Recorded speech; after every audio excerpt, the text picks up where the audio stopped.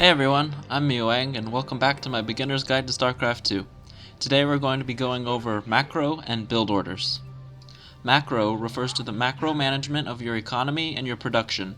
In other words, your ability to macro is how capable you are of maximizing the efficiency of your resource gathering and spending. Build orders are like a set of instructions that teach you various ways to start out the game. They're most useful for right when the game starts because your interaction with your opponent is almost non-existent at this point. You can follow the recipe because you'll be left alone for most of the build order. Here's an example of a build order from Heart of the Swarm. This is a very open-ended build order for Terran called the Reaper Fast Expand. The goal of this build order is to start a strong economy while also having a Reaper for initial scouting. Depending on what this Reaper sees, the rest of your build will change. The numbers to the left of each instruction refer to the amount of supply you should have when you construct the listed building. Build orders assume that you're making units and workers as often as possible. Sometimes there will be another condition besides the supply number. For example, 100% Reaper means that when your Reaper is done being produced, you'll start building the reactor on your barracks.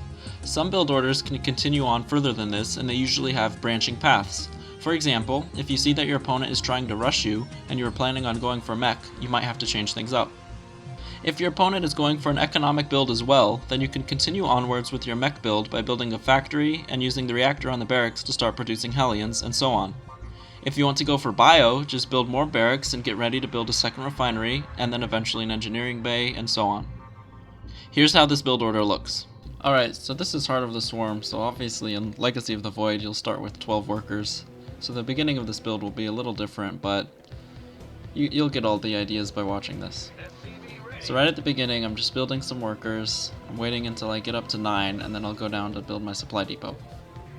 Now that my supply is 9, I move my rally point down there because I want that SCV to start building the supply depot as soon as possible. Once this SCV comes out, I'll switch my rally point back to the minerals. So here's the 10th supply depot. He starts building it. I go back to my command center, make sure I don't miss the next SCV because this one's a little close. And we're good. So I'm getting all my hotkeys set up. Now I'm saving up a little bit. And I'll get supply cap for just a second. Additional supply depots required. And then I'll start the barracks as soon as I have the resources for it.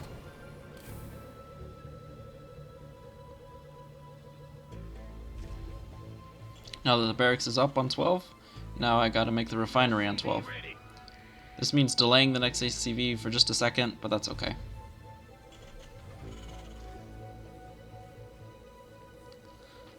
Throughout this process, it's just really important to make sure that you're keeping these SCVs coming out as much as possible.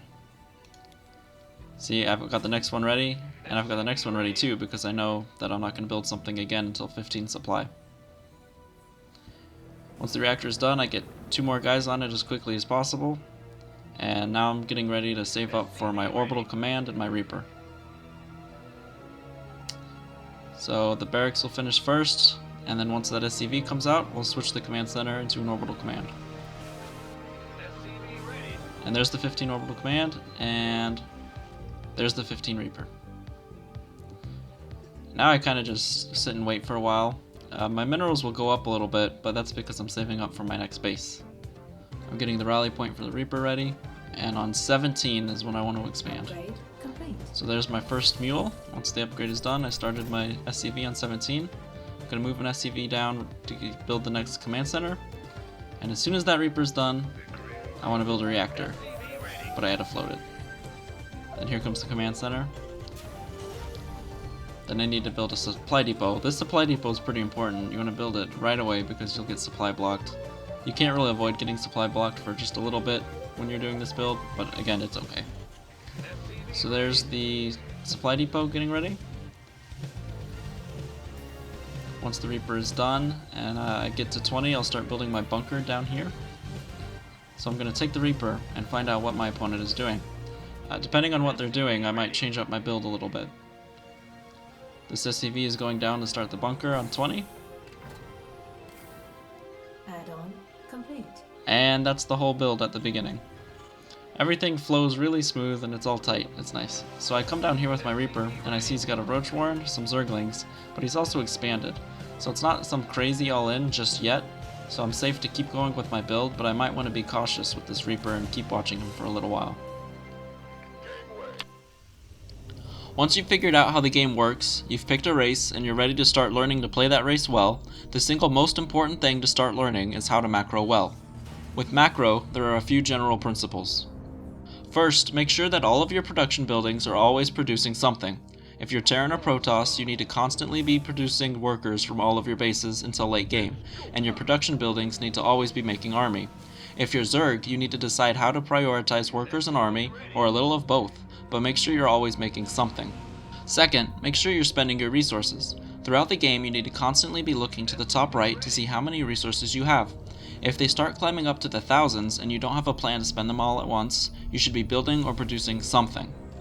Resources are meaningless if you're not spending them. Keeping them low throughout the game will give you a massive advantage against people who are worse at spending their resources. Third, don't get supply capped. While you're constantly looking to the top right, be aware of how close you are to your current cap. If you're going to reach it soon, start a supply depot, pylon, or overlord. Getting supply capped just blocks your production until your supply goes up, and it can seriously hurt your efficiency.